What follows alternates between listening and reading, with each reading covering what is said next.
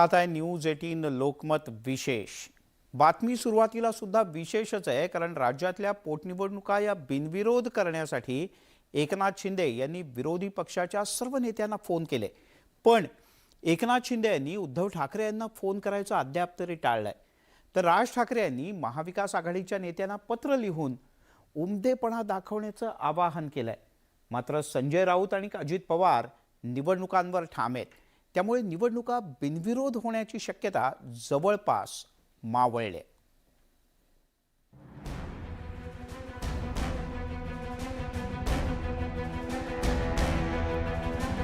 कसबा चिंचवडमधील पोटनिवडणूक बिनविरोध व्हावी यासाठी खुद्द मुख्यमंत्र्यांनी पुढाकार घेतलाय। सर्वच प्रमुख विरोधी पक्षांसोबत एकनाथ शिंदेंनी चर्चा केली। राज्याच्या संस्कृतीची आठवण करून देत मुख्यमंत्र्यांनी बिनविरोध निवडणुकीचं आवाहन केलंय। आपल्या महाराष्ट्राची एक संस्कृती आणि परंपरा आहे, ज्या ठिकाणी आमदार सदस्यांचं रूपात निधन होतं त्या पोटनिवडणुकीमध्ये सर्वसाधारणपणे आपण उमेदवार उभे करत नाही आणि हीच परंपरा सगळ्यांनी जपावी मी त्यांना विनंती केली। मुख्यमंत्री एकनाथ शिंदेंनी सर्व विरोधकांसोबत संवाद साधला, मात्र मातोश्रीशी संपर्क केलेला नाही। यावरून दीपक केसरकरांनी सूचक विधान केलं। उद्धव साहेबांना फोन यावा अशी जर अपेक्षा असेल तर उपमुख्यमंत्री सुद्धा फोन करू शकतात। मुख्यमंत्र्यांनी फोन करावा अशी अपेक्षा त्यांनी व्यक्त केली, मुख्यमंत्री सुद्धा करतील। मुख्यमंत्र्यांचं मन फार मोठं आहे आणि त्याच्यामुळे मला असं वाटतं की फोन करून जर ही बिनविरोध होत असेल तर मुख्यमंत्री का नाही करणार। मनसे अध्यक्ष राज ठाकरेंनीही महाविकास आघाडीच्या नेत्यांना पत्र लिहून राज्याच्या राजकीय संस्कृतीची प्रगल्भता देशाला दाखवून देण्याचं आवाहन केलं। अंधेरी पूर्व विधानसभा मतदारसंघात भाजपनं पोटनिवडणुकीत उमेदवार दिला नव्हता, याची आठवण राज ठाकरेंनी करून दिली। दुःखद घटनांमुळे होणाऱ्या पोटनिवडणुका बिनविरोध कराव्यात हीच इच्छा राज ठाकरेंनी पत्रात नमूद केली आहे। मात्र विरोधी पक्ष मुख्यमंत्री एकनाथ शिंदे आणि राज ठाकरेंच्या आवाहनाला प्रतिसाद देण्याच्या भूमिकेत नसल्याचं पाहायला मिळत आहे। जरी मुख्यमंत्र्यांनी आवाहन केलं असलं, राज ठाकरे यांनी नेहमीप्रमाणे एक पत्र लिहिलं असलं, तरीही निवडणुका होतील, त्यात मला काही बदल दिसत नाही। निवडणुका म्हटल्यानंतर त्या संदर्भामध्ये बिनविरोध होण्याचं काही कारण नाही। त्यांनी कोल्हापूरची निवडणूक बिनविरोध होऊन दिलेली नव्हती, पंढरपूरची निवडणूक बिनविरोध होऊन दिलेली नव्हती, देगलूरची निवडणूक बिनविरोध होऊन दिलेली नव्हती। एक मुंबईच्या बाबतीमध्ये त्यांनी निर्णय घेतला म्हणजे बाकीच्या सगळ्या निवडणुका बिनविरोध होतील हे त्यांनी डोक्यातनं काढावं। कसबा विधानसभेच्या पोटनिवडणुकीची सुरुवात झालेली आहे। परवा 7 तारखेला उमेदवारी अर्ज भरण्याची आखरी तारीख आहे। काँग्रेस आणि महाविकास आघाडीच्या वतीनं आम्ही उद्याच अर्ज भरण्याचा निर्णय केलेला आहे। विरोधकांनी अंधेरी पूर्वमध्ये घेतलेल्या भूमिकेची आठवण करून देत भाजपनं जोरदार हल्लाबोल केला। कसबा आणि चिंचवड पोटनिवडणुकीत विरोधकांनी स्वार्थीपणा दाखवल्याची टीका भाजपनं केली। राज ठाकरे साहेबांच्या विनंतीला किंवा त्यांच्या सूचना आम्ही मान दिलेला होता आणि त्यावेळेला आम्ही आमचा उमेदवार याचा फॉर्म मागे घेतलेला होता। मला वाटतं ही प्रथा परंपरा आहे आणि म्हणून विरोधकांनी सुद्धा त्यांच्या विनंतीचा आदर केला पाहिजे। पोटनिवडणुकीत उमेदवार न देण्याच्या राजकीय परंपरेचं विरोधक आणि सत्ताधाऱ्यांनी अनेकदा पालन केलंय। मात्र कसबा आणि चिंचवडमध्ये परंपरेचं पालन झालं नाही तर राज्याच्या राजकीय संस्कृतीला हे अशोभनीय कृत्य असेल।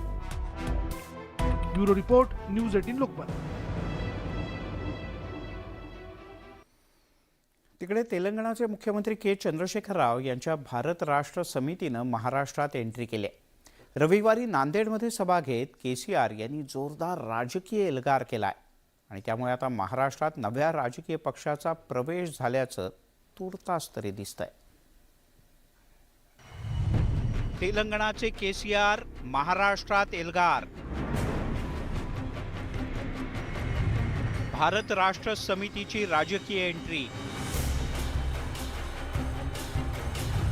नांदेडमधल्या सभेत भाजप आणि काँग्रेसवर निशाणा। अब की बार किसान सरकार,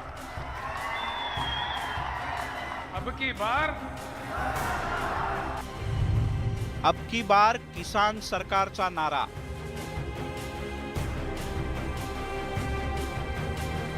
स्वतंत्र तेलंगणा राज्य निर्माण करून सलग दुसऱ्यांदा तेलंगणाच्या मुख्यमंत्रीपदी विराजमान झालेल्या के चंद्रशेखर राव यांनी आता तेलंगणाच्या बाहेर पक्षविस्ताराला सुरुवात केली आहे। याची सुरुवात त्यांनी महाराष्ट्रातून केली।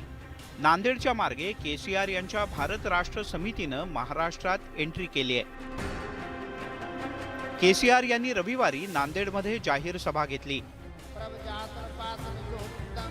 याआधी त्यांनी नांदेडमधल्या गुरुद्वारात जाऊन दर्शन घेतलं। यावेळी त्यांच्या कन्या खासदार कविता देखील उपस्थित होत्या।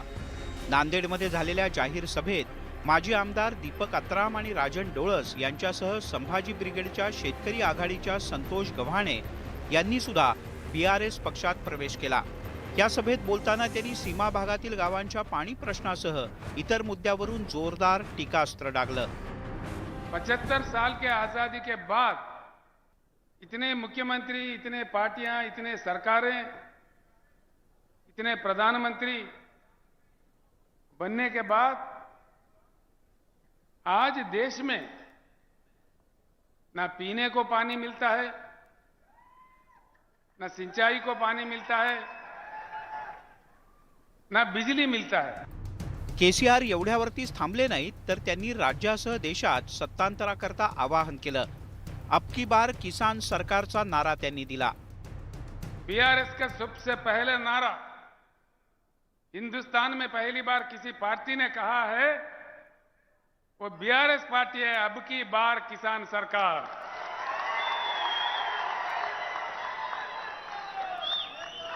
अब की बार मुझे सुनने नहीं दे रहे, अब की बार।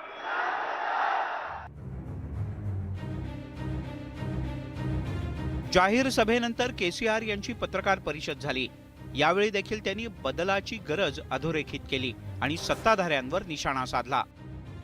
BRS is for a qualitative change in Indian thinking।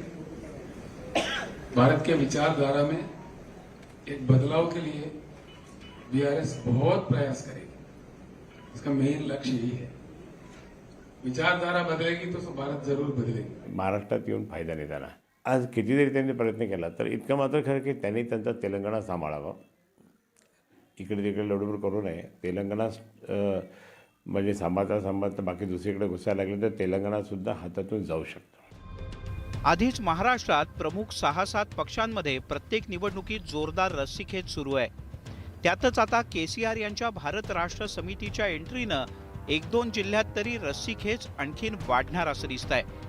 KCR यांचा पक्ष महाराष्ट्रात किती पाय पसरतो हे पाहणं महत्त्वाचं आहे। नांदेडहून मुजीब शेख आणि सिद्धार्थ गोदामसह ब्युरो रिपोर्ट, न्यूज 18 लोकमत।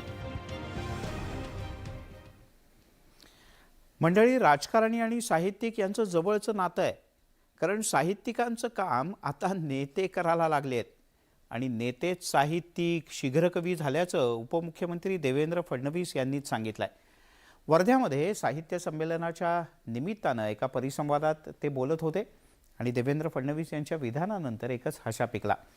मात्र फडणवीस यांनी नेमका कुणावर निशाणा साधलाय पाहूयात।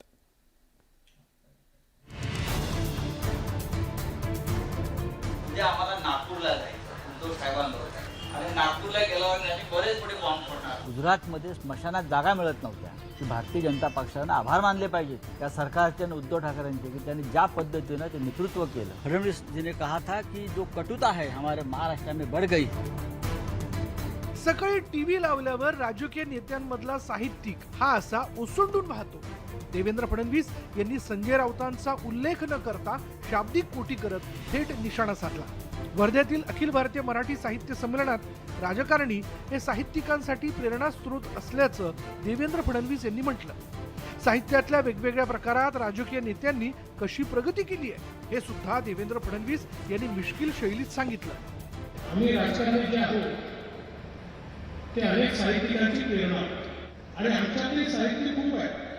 आमच्यामध्ये शीघ्रकवी आहेत, आमच्यामध्ये यमक जोडणारे कवी आहेत, आमच्यामध्ये स्क्रिप्ट लिहिणारे लोक आहेत, आमच्यामध्ये स्टोऱ्या तयार करणारे लोक आहेत। तुम्ही सकाळी 9 वाजता टीव्ही लावला की आमच्यातलं साहित्य असं ओसांडून वाहताना आपल्याला पाहायला मिळतं। संजय राऊत मागील 3 वर्षांपासून ठाकरे गटाचा किल्ला लढवत आहेत। सकाळी पत्रकार परिषद घेऊन संजय राऊत विरोधकांवर टीकेचे बाण चालवतात. 103 दिवस जेलमध्ये असताना त्यांचा तोफखाना बंद होता. मात्र जेलमधून बाहेर आल्यानंतर संजय राऊतांनी पुन्हा बॉम्ब गोळे डागायला सुरुवात केली. आता देवेंद्र फडणवीस यांनी मर्मावर घाव टाकल्यानं ठाकरे गटानंही जशास तसं उत्तर दिलंय. देवेंद्र फडणवीस हे खूप बुद्धिमान चाणक्य आहे. त्यांना असं वाटतं की मीच चाणक्य असले पाहिजे, दुसरे कोणी नसले पाहिजे, ही भूमिका त्यांची आहे. त्यांना असं वाटतं की नाही मीच हुशार आहे, बाकी कोण नाही, आणि ते दाखवण्यासाठी त्या ठिकाणी संजय राऊतांवर टीका करतात. ते बाकी काही नाही. राजकीय नेत्यांमुळे साहित्यिकांना चांगली स्पर्धा निर्माण झाली आहे. मात्र साहित्यिकांचं साहित्य पुस्तकात पाहायला मिळतं, तर राजकीय नेत्यांचं साहित्य न्यूज चॅनलवर बाईट आणि भाषणाच्या रूपात पाहायला मिळतं. Bureau report, news 18 Lokmat. पण या सगळ्यांनी मुळात साहित्य या शब्दाचा अर्थ काय तो समजून घेणं गरजेचं आहे. असो, खासदारांना दुसऱ्यांदा खासदार होणं चांगलंच मानवलं आहे. दुसऱ्यांदा खासदार झाल्यानंतर त्यांची संपत्ती दणक्यात वाढली आहे. बाळासाहेबांच्या शिवसेनेचे खासदार प्रतापराव जाधव आणि भावना गवळी यांची मायासुद्धा डोळे विस्फारणारी झाल्याचं दिसतंय. पाहूयात एक खास रिपोर्ट. तुमचे खासदार मालमत्ता दमदार, दुसऱ्यांदा खासदार लक्ष्मीनं उघडलं दार. 71 खासदारांवर संपत्तीचा वर्षाव. मतदारसंघात मतदारांची सेवा करत असतानाच खासदारांच्या संपत्तीच्या आकड्यांनीही जोरदार उड्डाण केले. नॅशनल इलेक्शन वॉचच्या अहवालात 71 खासदारांची संपत्ती तब्बल 286% वाढल्याचं स्पष्ट झालंय. भाजपच्या तब्बल 43 खासदारांची संपत्ती 6 कोटींवरून 24 कोटी झाली आहे. काँग्रेसच्या 10 खासदारांची ही संपत्ती 6 कोटींवरून 24 कोटींवर गेली आहे. खासदार सुप्रिया सुळे यांच्या संपत्तीत तब्बल 89 कोटींनी वाढ झाली आहे. रेल्वे राज्यमंत्री रावसाहेब दानवेंच्या संपत्तीत 20 कोटींची भर पडली आहे. भाजप खासदार संजय धोत्रेंच्या संपत्तीत 5 कोटींचा भरणा झालाय. तर बाळासाहेबांच्या शिवसेनेचे प्रतापराव जाधवांची संपत्ती 10 कोटीनं तर भावना गवळींची संपत्ती 6 कोटींनी वाढली आहे. 2009 ते 2019 दरम्यान पुन्हा जिंकलेल्या 71 जणांची संपत्ती तब्बल 286% वाढली. माझी संपत्ती वाढलेली नाही. माझी संपत्ती वाढलेली नाही. ती चेक करावी तुम्ही. अभ्यास करत नाही तर आरोप करतात. That is the problem. खासदार झाल्यानंतर नेत्यांच्या संपत्तीत होणारी वाढ नॅशनल इलेक्शन वॉचच्या अहवालात नमूद करण्यात आली आहे. मात्र ही संपत्ती कोणत्या मार्गाने वाढली आहे याचा काहीच उल्लेख नाहीये. तसा उल्लेख असता तर सामान्य नागरिकांसाठीही श्रीमंतीचं द्वार खुलं झालं असतं. राजकारण म्हटलं की पैसा येतो आणि पैशानं राजकारण सोपं होतं असा समज आहे. कदाचित हा समज योग्यही आहे असं वाटतं. मात्र एडीआर संस्थेने हा समज योग्य ठरवताना पाहायला मिळत आहे. 2009 आणि 2014 मध्ये दुसऱ्यांदा निवडून आलेल्या खासदारांच्या संपत्तीत मोठ्या प्रमाणात वाढ झाली असल्याचा अहवाल दिला आहे. व्हिडिओ जर्नलिस्ट नवनाथ मुकेसह विनोद राठोड, न्यूज 18 लोकमत, मुंबई. तिकडे पिंपरी चिंचवड शहरातील वाढती गुन्हेगारी रोखण्यासाठी पोलीस आयुक्त विनयकुमार चौबे यांनी विशेष मोहीम सुरू केली. ऑपरेशन ऑल आउट अंतर्गत पोलिसांनी 100पेक्षा अधिक कुख्यात गुन्हेगारांना जेरबंद केलं आणि ही सगळी त्यांच्याकडनं पकडलेली हत्यारं आहेत. 100पेक्षा अधिक कुख्यात गुन्हेगारांना शेकडो शस्त्रांसह पोलिसांनी ताब्यात घेतलाय. 48 बंदुका, 89 जिवंत काडतुसं, 150 कोयते. काळजात धडकी भरवणारा हा शस्त्रसाठा पिंपरी चिंचवड पोलिसांनी अवघ्या 15 दिवसात जप्त केलाय. ही शस्त्र बाळगणारे गुन्हेगार कसे खुलेआम दहशत माजवत होते याचे व्हिडिओ सुद्धा बघा. इस रेस के मैदान को जंगल तूने बनाया और यहाँ घोड़ा दौड़ता नहीं, घोड़ा चलता है.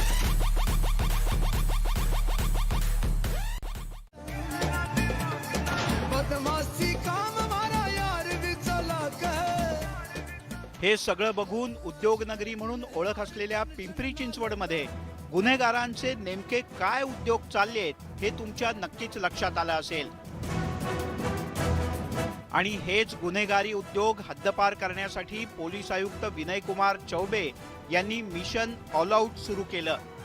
ज्या अंतर्गत आतापर्यंत 125 गुन्हेगारांच्या मुसक्या आवळण्यात आल्या आहेत. एक विशेष मोहीम राबविण्यात आली होती. ही मोहीम मागचे 15 दिवसात 19 जानेवारीपासून काल 3 फेब्रुवारीपर्यंत राबविण्यात आला होता. यामध्ये कमिशनरेटचे सर्व गुन्हे शाखाचे युनिट्स आणि त्याचबरोबर सगळे पोलीस स्टेशन सहभागी झाले होते. याचा अतिशय चांगला आम्हाला रिझल्ट मिळालेला आहे. पिंपरी चिंचवड पोलीस दलातील गुंडविरोधी पथकानं ही कामगिरी करत शस्त्रसाठा जप्त केला. विशेष म्हणजे निवडणुकीच्या पार्श्वभूमीवर सुरू असलेल्या या मोहिमेत पिंपरी शहरातील 7 कुख्यात टोळ्यांच्या विरोधात मोक्काच्या अंतर्गत कारवाई सुरू करण्यात आली, ज्यात 110 गुन्हेगारांच्या मुसक्या आवळण्यात आल्या आहेत.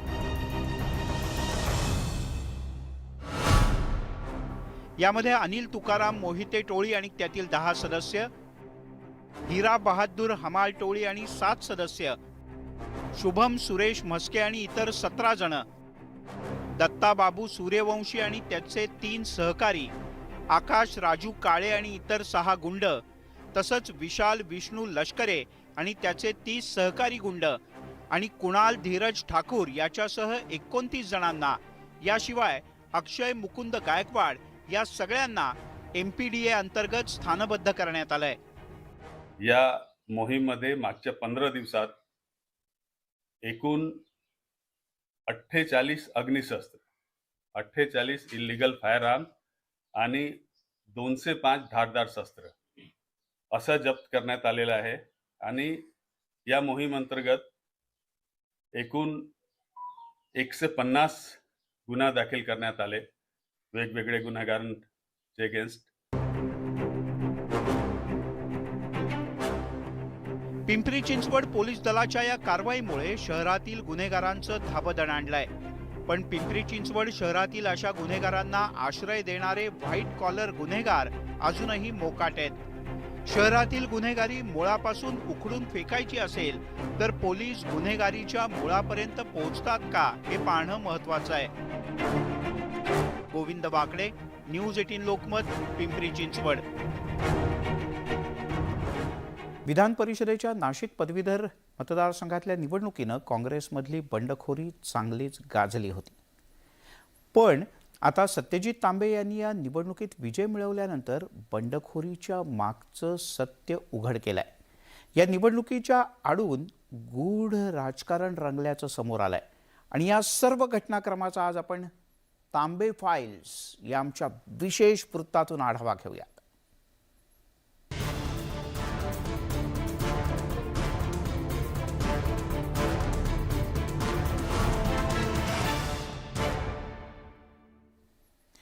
नाशिक पदवीधर मतदारसंघातून अपक्ष म्हणून निवडून आलेले उमेदवार सत्यजित तांबे यांनी प्रदेश काँग्रेसवर गंभीर आरोप केलेत.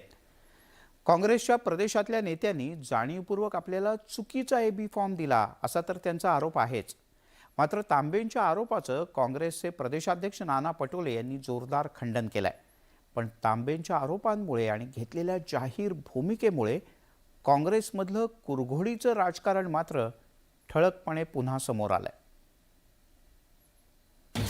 सत्यजित तांबेंचा कुणी केला राजकीय गेम, चुकीच्या AB फॉर्मचा घोळ कुणी घातला, पक्षांतर्गत राजकारणातून राजकीय बळी. यंदाची नाशिक पदवीधर मतदारसंघाची निवडणूक चांगलीच गाजली. काँग्रेसमध्ये सत्यजित तांबे यांनी ऐन वेळेला बंडखोरी केली. त्यामुळे या निवडणुकीकडे सगळ्या राज्याचं लक्ष लागलं होतं. पण अपक्ष असतानाही सत्यजित तांबे यांनी विजयश्री खेचून आणली. काँग्रेसनं सत्यजित तांबे यांचे वडील सुधीर तांबे यांना उमेदवारी दिली होती. पण ऐनवेळी त्यांनी मुलगा सत्यजित याच्यासाठी निवडणुकीतून माघार घेतली. यावरून बरंच राजकारण रंगलं. तांबे पितापुत्रांनी काँग्रेस पक्षाचा विश्वासघात केल्याचा आरोप प्रदेशाध्यक्ष नाना पटोले यांनी केला होता. सुधीर तांबेंनी फॉर्म न भरता एक प्रकारचं पक्षासोबत फसवेगिरी केलेली आहे आणि आपल्या मुलाला अपक्ष फॉर्म भरून BJPचा पाठिंबा, कारण की त्यांनी जे नंतर सांगितलं की मी BJPचा पाठिंबा घेणार आहे, हे एक प्रकारचं काँग्रेसची धोकाधडी आहे. दरम्यान निवडणुकीच्या काळात सत्यजित तांबे यांनी याविषयी भाष्य करायचं टाळलं. पण आता निवडणूक जिंकल्यानंतर तांबे यांनी सगळ्या राजकीय घडामोडींवर आपली भूमिका स्पष्ट केली.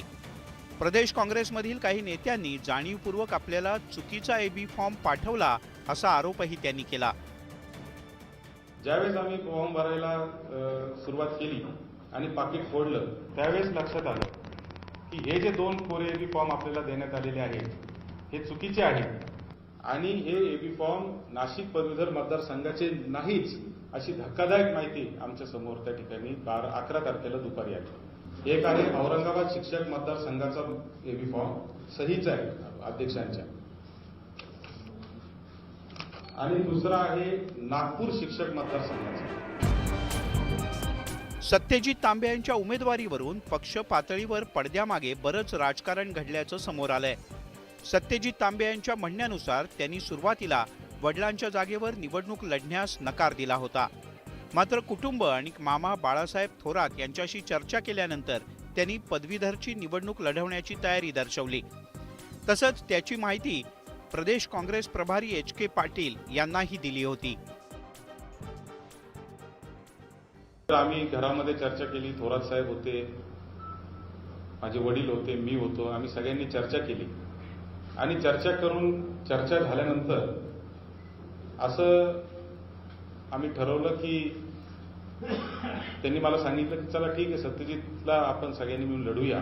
अशा पद्धतीची चर्चा आमच्यामध्ये सगळ्या परिवारामध्ये झाली आणि आम्ही तशा पद्धतीचा निर्णय पक्षश्रेष्ठींना कळवला.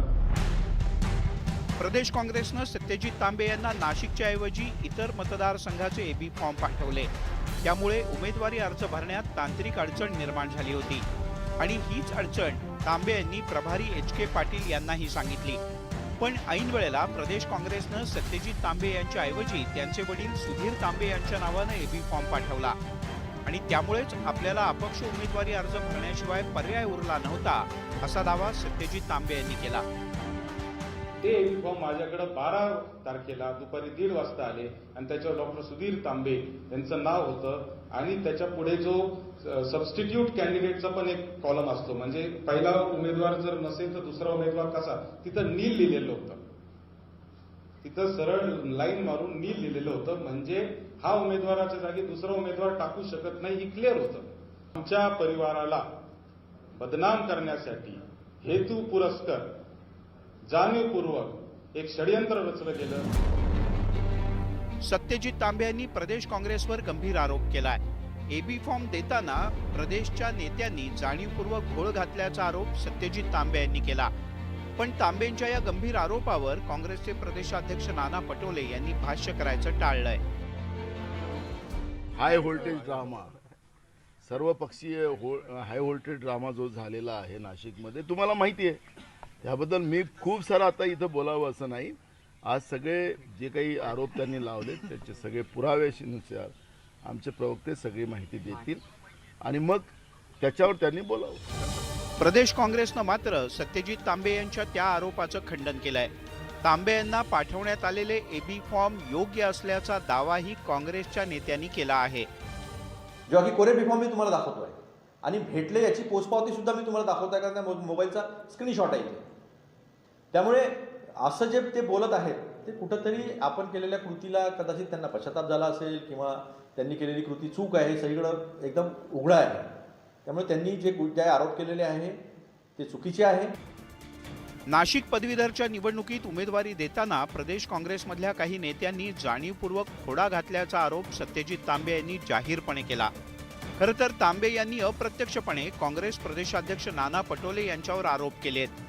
पण प्रदेश काँग्रेसनं तांबेंचे आरोप फेटाळून लावले. दोन्ही बाजूंनी आरोप प्रत्यारोप केले जात असले तरी तांबेंच्या उमेदवारीवरून काँग्रेसमध्ये कुरघोडीचं राजकारण रंगल्याचं नाकारता येणार नाही. Bureau report, news 18 Lokmat.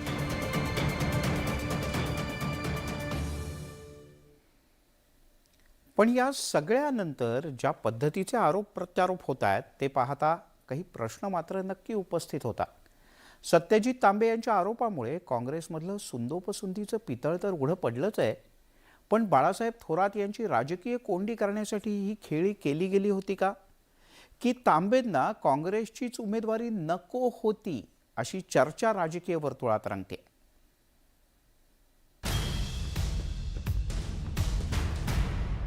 Satyajit तांबेंच्या उमेदवारी आडून काँग्रेसमध्ये कुरघोडीचं राजकारण रंगल्याचं आता लपून राहिलं नाही. काँग्रेसनं सत्यजित तांबेंचे वडील सुधीर तांबेंना उमेदवारी जाहीर केली.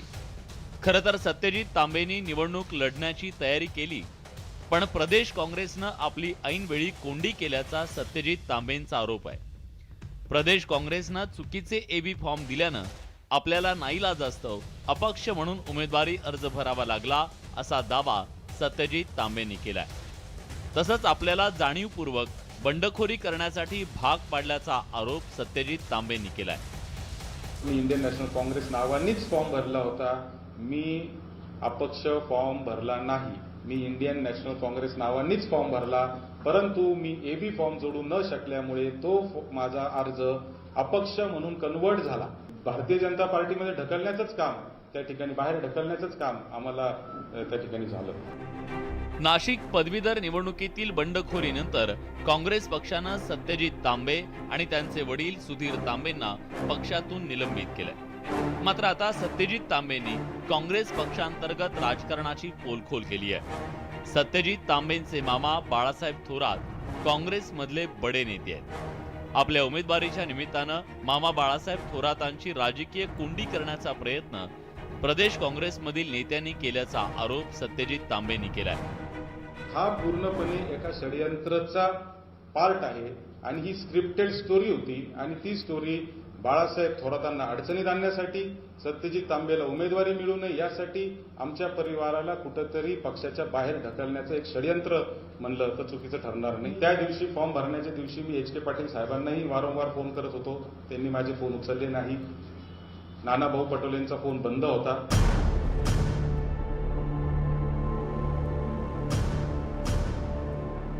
काँग्रेसच्या राज्यातील राजकारणावर नजर टाकल्यास गेल्या 2.5 ते 3 वर्षात बाळासाहेब थोरातांचं पक्षातलं राजकीय वजन वाढल्याचं पाहायला मिळतंय. ऐन 2019च्या विधानसभा निवडणुकीपूर्वी बाळासाहेब थोरातांच्या गळ्यात प्रदेशाध्यक्ष पदाची माळ पडली. खरं तर पंतप्रधान नरेंद्र मोदींच्या लाटेत प्रदेशाध्यक्ष पदाची जबाबदारी घेण्यास काँग्रेसमधले बडे नेते फारसे उत्सुक नव्हते.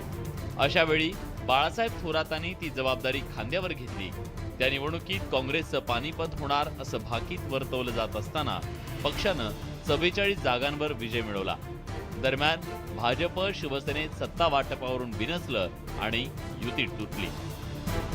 त्यानंतर शिवसेनेनं दोन्ही काँग्रेसच्या मदतीनं महाविकास आघाडीचा प्रयोग केला आणि राज्यात महाविकास आघाडीची सत्ता आली. या नव्या राजकीय समीकरणात बाळासाहेब थोरातांचं राजकीय महत्त्व वाढलं.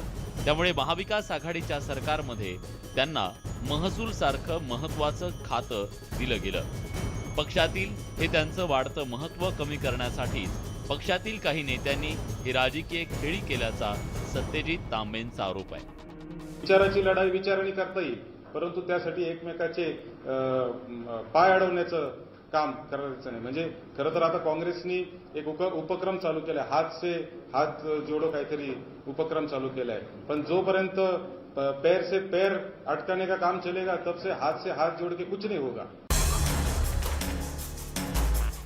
अपक्ष उमेदवारी अर्ज दाखल केल्यानंतरही आपण काँग्रेस प्रदेश प्रभारी एच के पाटील यांच्या संपर्कात होतो असा दावा सत्यजित तांबेंनी केलाय. तसंच एकीकडे आपण जाहीर माफी मागावी यासाठी काँग्रेस नेत्यांनी आग्रह धरला होता, तर दुसरीकडे प्रदेशच्या नेत्यांनी आपल्या कुटुंबियाची बदनामी सुरू केली होती असा आरोप तांबेंनी केला.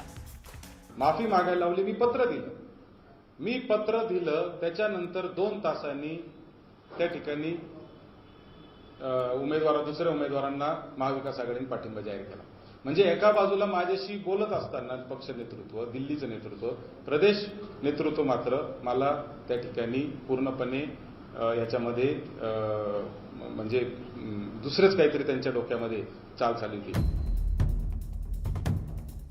काँग्रेसमध्ये कुरघोडीचं राजकारण काही नवं नाहीये. काँग्रेसमध्ये नेत्यांचे आजही अनेक गटतट आहेत. सत्यजित तांबेंच्या उमेदवारीवरून निर्माण झालेल्या वादानं पुन्हा एकदा पक्षांतर्गत राजकारण चव्हाट्यावर आलंय. Bureau report, news 18 Lokmat. त्यांच्या बंडखोरीनंतर त्यांचे मामा बाळासाहेब थोरात यांनी जणू मौनच बाळगलं होतं. मौनम सर्वार्थ साधनम, अर्थात मौन धारण केल्यामुळे सगळी कार्य पूर्ण होतात असं म्हटलं जातं. बाळासाहेब थोरात यांच्या मौनातून तेच पाहायला मिळतंय. आमच्या पक्षाचं इथे धोरण असतं की तरुण व्यक्तिमत्व आली पाहिजे. माझ्या नावचा एबी फॉर्म वेळेवर येऊ न शकल्यामुळे मला आता अपक्ष म्हणूनच निवडणूक लढवावं लागेल. पाठिंबाकरता आमच्याकडे आले सत्यजितजी तर पार्लमेंटरी बोर्डात जाईल. राज्य पार्लमेंटरी बोर्ड, केंद्रीय पार्लमेंटरी बोर्ड, एक प्रकारचं पक्षासोबत फसवेगिरी केलेली आहे. काही वेगळं दिसतंय अशी बातमी आहे. हे मी बाळासाहेब थोरातांना पूर्णपणे आदल्या दिवशी सांगितलेलं होतं. नाशिक पदवीधर निवडणुकीत अनेक नाट्यमय घडामोडी घडल्या होत्या. काँग्रेस आणि तांबे पिता पुत्रांकडून दावे प्रतिदावे करण्यात आले होते. पण आता त्या राजकीय घडामोडींमागच्या राजकारणाचा हळूहळू उलगडा होऊ लागलाय. काँग्रेसमधून निलंबित सत्यजित तांबे यांनी त्याविषयी खुलासा केलाय. वडिलांच्या आमदारकीमुळे पक्षानं आपल्याला वारंवार डावलल्याचा आरोप सत्यजित तांबेंनी केलाय. मी माझे प्रभारी HK पाटील साहेब यांना दिल्लीला भेटलो आणि त्यांना सांगितलं की साहेब तुम्ही मला संधी काहीतरी द्या. आणि मला असं सांगण्यात आलं की तुमच्या वडिलांच्या जागेवर तुम्ही विधान परिषदेची निवडणूक लढा. असं जेव्हा मला HK पाटील साहेब बोलले त्यावेळेस खरं तर मला फार संताप आला. तांबे पिता पुत्र आणि काँग्रेसमध्ये सुरुवातीपासूनच उमेदवारीवरून एकमत नसल्याचं आता समोर आलंय. सत्यजित तांबेंनी अपक्ष उमेदवारी अर्ज दाखल केला होता. मात्र आपण काँग्रेसचेच उमेदवार असल्याचं त्यावेळी त्यांनी वारंवार स्पष्ट केलं होतं. मी फॉर्म भरताना 2 भरलेले आहेत, एक काँग्रेसचा आहे आणि एक अपक्ष आहे. परंतु माझ्या नावचा एबी फॉर्म वेळेवर येऊ न शकल्यामुळे मला आता अपक्ष म्हणूनच निवडणूक लढवावं लागेल. परंतु मी उमेदवार काँग्रेस पक्षाचा आहे. मी काँग्रेसच्या विचारावर आजपर्यंत काम केलेलं आहे. सत्यजित तांबेंनी बंडखोरी केल्यानंतर काँग्रेसनं आक्रमक पवित्रा घेतला होता. वरवर पाहता पुत्रप्रेमापोटी सुधीर तांबेंनी निवडणुकीतून माघार घेतल्याची चर्चा राजकीय वर्तुळात रंगली होती. मात्र सत्यजित तांबेंच्या अपक्ष उमेदवारीवरून पडद्यामागं बरंच राजकारण घडल्याचं आता समोर आलंय. कारण सत्यजित तांबेंविरोधात भाजपनं कोणताही उमेदवार दिला नव्हता. त्यामुळे तांबे भाजपच्या वाटेवर असल्याची चर्चा सुरू झाली होती. त्याला सत्यजित तांबेंच्या पुस्तक प्रकाशनावेळी देवेंद्र फडणवीसांनी केलेल्या भाषणाची पार्श्वभूमी होती. त्यामुळे तांबे हे भाजपचे प्रॉक्सी उमेदवार असल्याची चर्चा जोरावर होती. मात्र सत्यजित तांबेंनी त्याला पूर्णविराम दिलाय.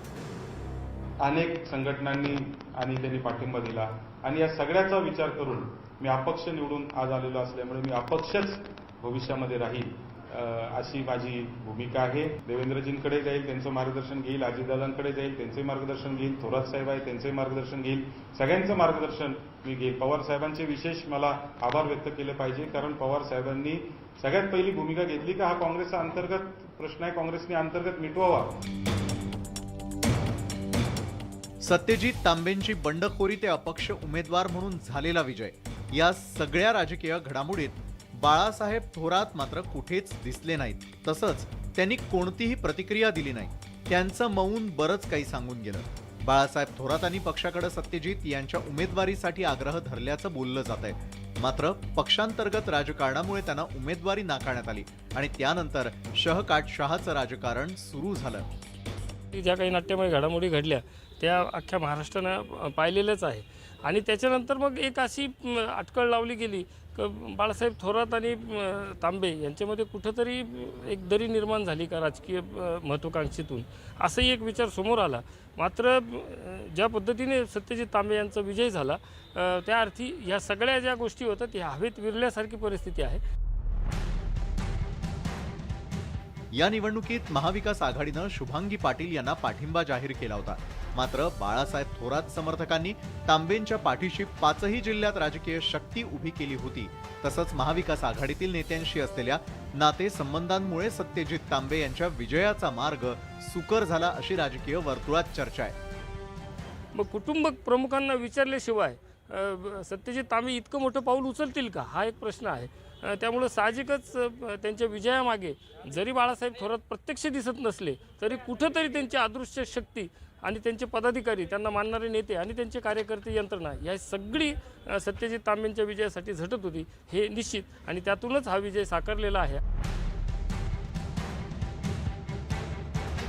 एकीकडे सत्यजित तांबेंवरून काँग्रेसमध्ये वादाची ठिणगी पडली आहे, तर दुसरीकडे अजित पवारांनी सत्यजित तांबेंची पाठराखण केली आहे. त्यामुळे दोन्ही काँग्रेसमध्ये राजकीय कलगीतुरा रंगल्याचं पाहायला मिळतंय. सत्यजितला तिथं उमेदवारी दिली असती, वडिलांना काय आणि मुलाला काय, नवे चेहरे तर दिले पाहिजेत. तरुण मुलं जर चांगलं काम करत असतील तर का द्यायचं नाही, ह्या मताचा मी होतो. पण काँग्रेसने कुणाला उमेदवारी द्यावी हा सर्वस्वी त्यांच्या वरिष्ठांचा अधिकार होता. त्याच्यात मला लुडबुड करण्याचं काही कारण नव्हतं, कारण आम्ही महाविकास आघाडीला ती जागा सोडलेली होती. महाविकास आघाडीमध्ये ते आहेत आणि त्याच्यात असताना सुद्धा ते ज्या पद्धतीनं सांगितलं की ह्या उमेदवाराला आम्हीच मतं मारली, तर आखरी काय समजलं पाहिजे, म्हणून त्याच्याबद्दलची प्रतिक्रिया आम्ही व्यक्त केली.